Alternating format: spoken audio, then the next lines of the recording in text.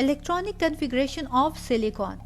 Silicon जिसका atomic number 14 represent करता है कि यहाँ पर टोटल 14 इलेक्ट्रॉन्स मौजूद होते हैं शेल्स में।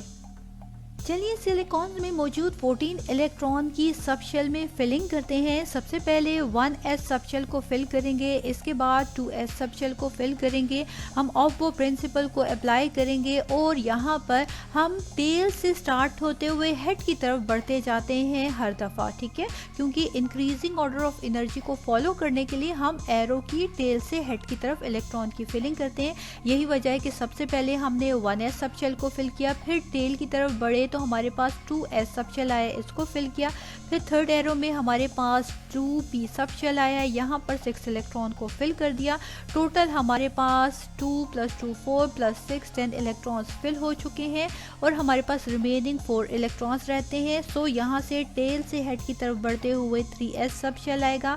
2 इलेक्ट्रॉन्स हमारे पास s सब शेल में अकोमोडेट कर सकते हैं, सो यहाँ 2 इलेक्ट्रॉन को फिल कर दिया। रिमेनिंग 2 इलेक्ट्रॉन्स रिमेनिंग हमारे पास रह गए हैं, इनको हमने फिल करना है। सो अगेन हम टेल की तरफ बढ़ेंगे एरो की और यहाँ पर आता है हमारे पास 3p सब शेल, यहाँ पर 2 इलेक्ट्रॉन्स को फिल कर दिया।